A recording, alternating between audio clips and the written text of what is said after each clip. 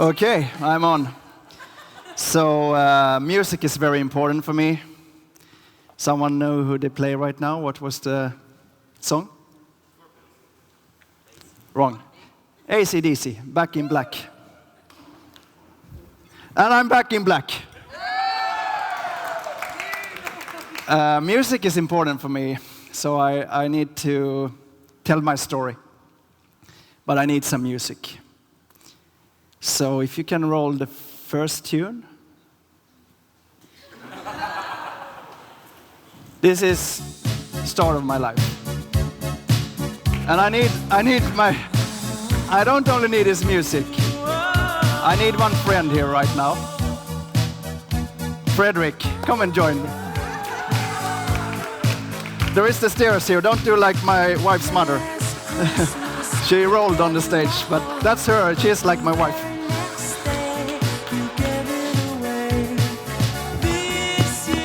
So Fredrik,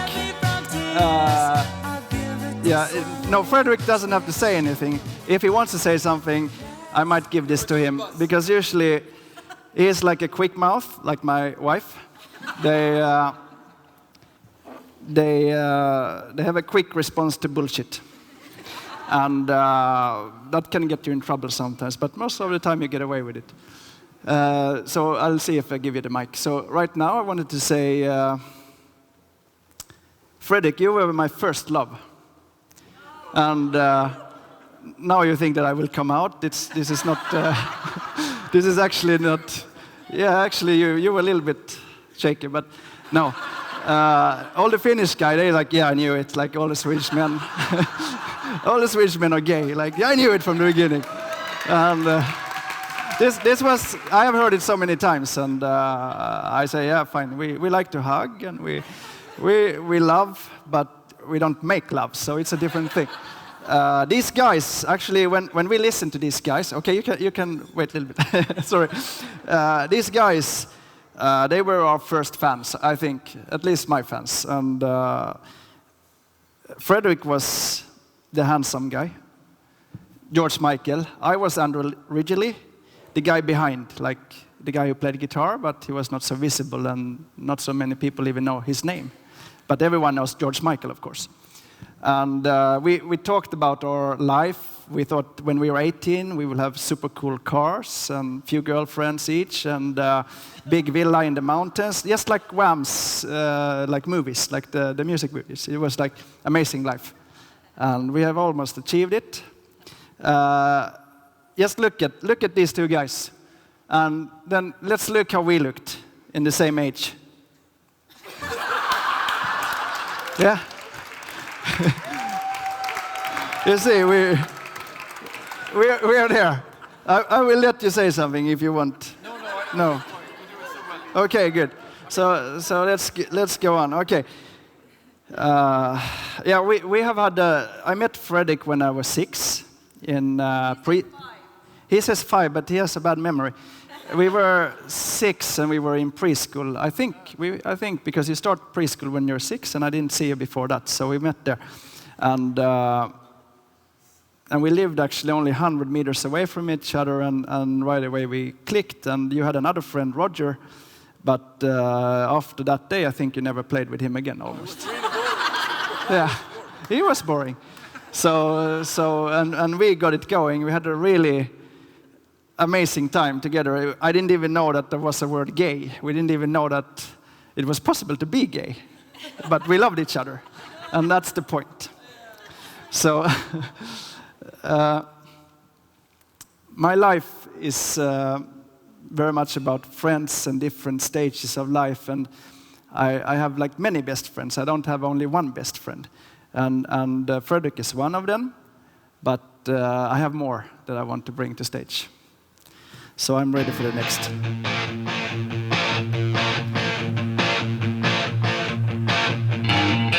Henrik, please join me. And Henrik is, yeah, this is all, like we were 20, I think, 19. At least we were drinking a lot of beer, so more than 16. And the phone, it's not a mobile phone, it's this hands-free decked phone. and I had one of those that I had bought from US early. I like to be early with things, and that was kind of thing. Before the mobile phone, I had that.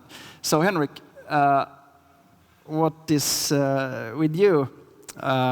You were the lead singer in our band, and we connected very well, and we had a very, I would say, good close relation. Henrik is like my teddy bear. He's like a big teddy bear. And you just want to hug him, and he likes to hug me as well. And we kiss a little bit, not on the mouth, but on the cheek. And he writes puss or kram to me in the texts and the emails, and it's really okay in Sweden. And, yeah, I just have to say that it's okay. We know the difference. And what I wanted to add to that, yes, Henrik has a big heart.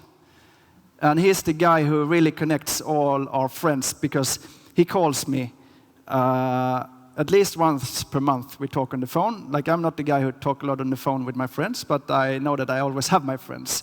And always when we meet, which is more rarely nowadays, we always feel like we have not been apart. So this is the feeling. But Henrik, he calls as well, and he really cares. And he cares for every one of us, like of my friends who is here today. He keeps in contact, so he's sort of the glue in our friendship, and I appreciate that a lot. And now it's time for one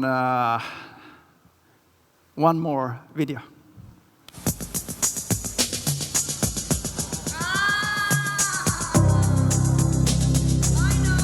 Andreas! Malmö, Hedskog nowadays.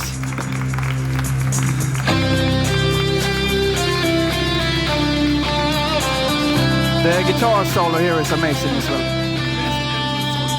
Yes. So Andreas here, as some of you have figured out, I like to put them in the line, and it's actually my timeline. It's my life timeline, because Fredrik was first, and then came Henrik, and you came in at the same time as Henrik, but not so strong at that time. We connected better later in life, and that's that part that I wanted to speak about. We had a lot of good time together. We have had a lot of good time together, and Fredrik has also been part of that group. So it's connecting with my early days, and then with you coming in, and you have get going on a lot now later in life as well.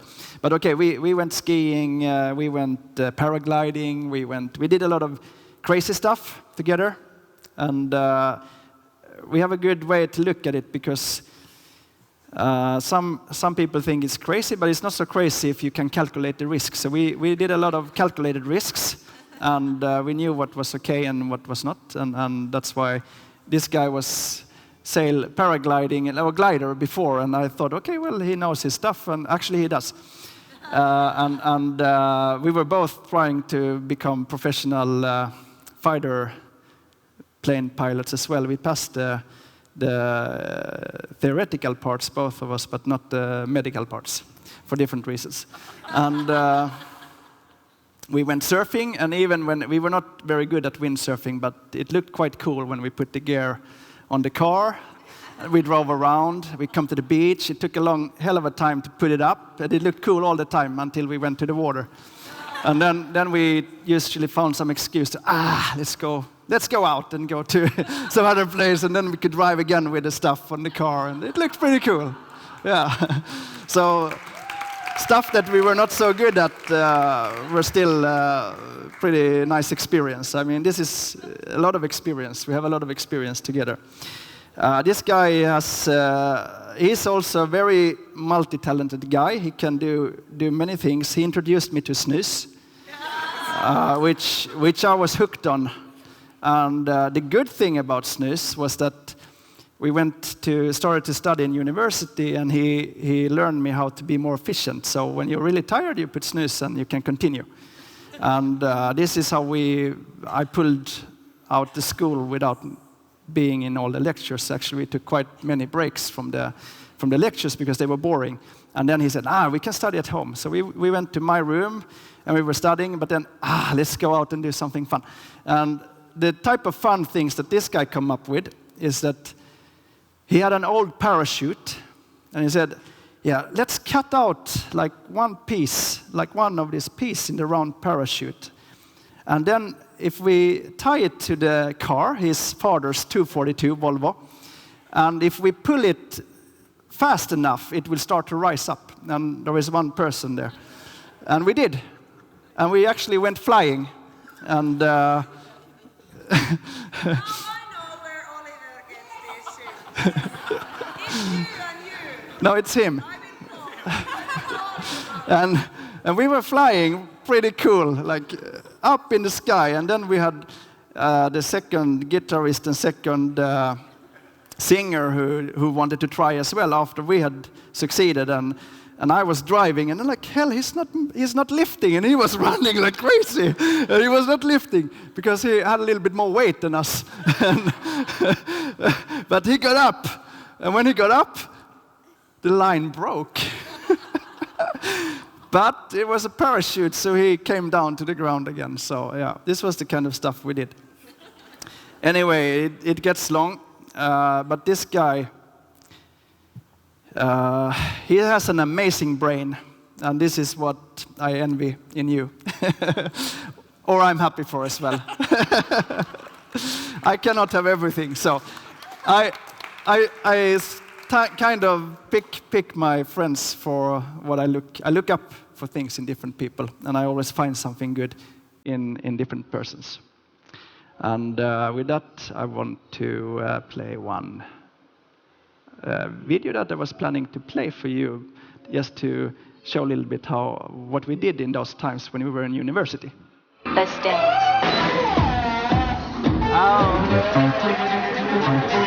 Good.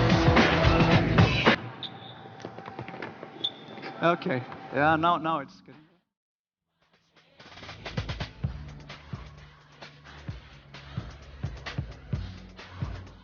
This is the Running Man.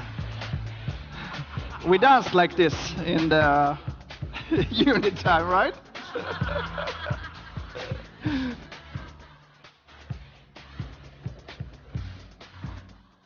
Yeah, we had a lot of fun. We didn't get so many girls, but it was a lot of fun. And in Sweden, it's really hard to get girls.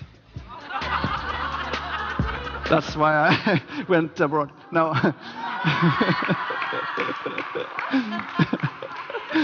No, that's not the truth. But actually, it was tricky in those times. They were like when you try to talk to them, like, "Are you hitting on me?" Like, yeah. And they're like, "Okay, go away." And this was the university time. Anyway, I need one more friend. And this is a friend outside of the little village where I come from. So let's go. Okay.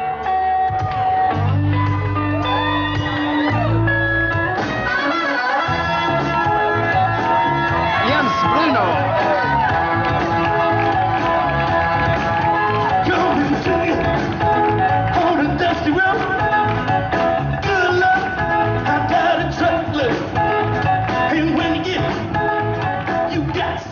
So I convinced Jens that he has to come here. There is no option to not come to Tallinn, because I want to share with you persons that are important in my life, and Jens is one of them. Jens was the guy that I applied for Air Force, because when I went to the obligatory military service, I went to the Air Force because I didn't want to do in the army where I come from. And I meet this guy. I went to the north of Sweden, and I meet this guy. He's from Gothenburg. He's not either from the north of Sweden, but he was pretty special to me. He spoke fluent Russian, and he's like the real secret agent here, because he has been living in the East Bloc before anyone else. And we had a really good time in the Air Force days. We are quite different as persons, but we connect in many ways. Jens is the best storyteller that I know. And he can make anything sound funny or great or amazing. So he has the super storytelling skills. And at the same time, he was my blues brother in Tallinn. I was actually convincing him that he should move with me to Tallinn because I was very interested in going there. He had been to Russia, but Russia's finance went down. And I said, Jens, you don't get job in Russia, but in Tallinn, they also speak Russian. And there is plenty of opportunities. So he jumped on that train with me, or the boat actually, and we moved together. So we have actually lived together in Tallinn. And it was a great time filled of a lot of partying and craziness as well.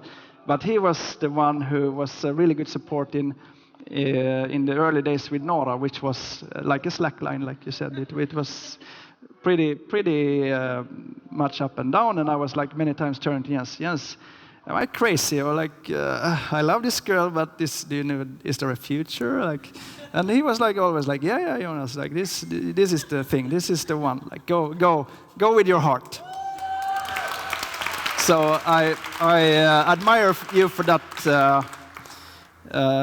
thing that you can do to really make me feel comfortable in the decision I made, which I myself felt was very unrational, but I can be unrational as well. And I'm happy for that. So I have said now, I have one more video to play, I think.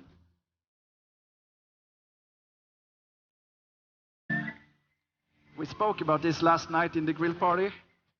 This was a song no one wanted to hear. But we have a very good friend, Andreas Linde. Please come to stage.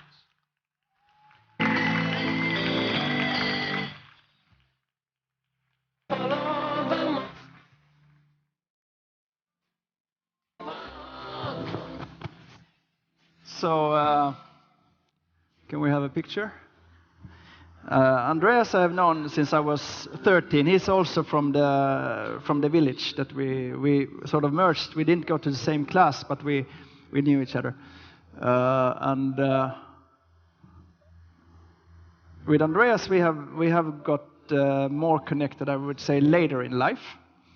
And also one thing, he married one Ulsson, Emma. The first time I met Emma was on a beach in Thailand like this.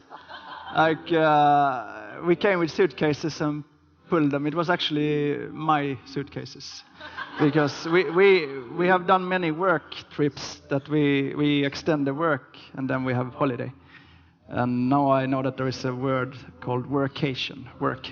So we have done a lot of workation. So I met Emma came before Ankan came to Thailand, but so I met her. Okay, you're Ankan's new girlfriend, or like actually you didn't have so many girlfriends for a long time. And if I go back to the gay thing, we were thinking like we were like 12 guys, 13 guys, we know each other pretty well, and we thought like 10% should be gay, so maybe one is, and maybe it's Ankan. No. But it's not. He has two beautiful girls. He has made me godfather of his daughter, beautiful daughter Hedda. And what I wanted to say with Ankan, I spotted early that he lives the kind of life that I want to have in my future. When I was young, he comes from an entrepreneur family. And if you love what you do, like if you really love with what you do, you don't have to work another day in your life. And I think his family has been good in living that way. They love to work, but they don't maybe see it as work because they built something for their life.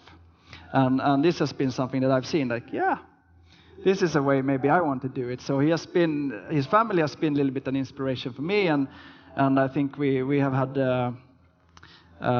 very great times traveling to different places now, and also getting along in discussions with business. So now I have presented my timeline, which includes my friend and friends, and I wanted to say, okay, Fredrik He's the looks. The looks, like the good-looking Patrick Swayze, Dirty Dancing. I always got the.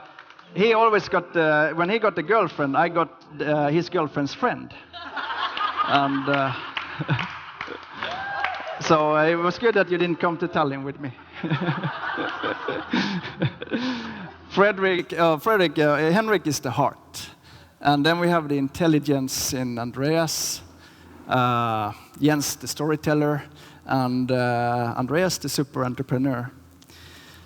And I'm so fortunate to have found all these special skills in my wife. And she likes to tell me to do different things, and I like to say to you now, please take my seat. No? Yeah, now. Do I have to listen to you or listen to myself? Let's see. And my friends, thank you. You've been an important part of my life, and you will continue and be, and I will now release you from stage.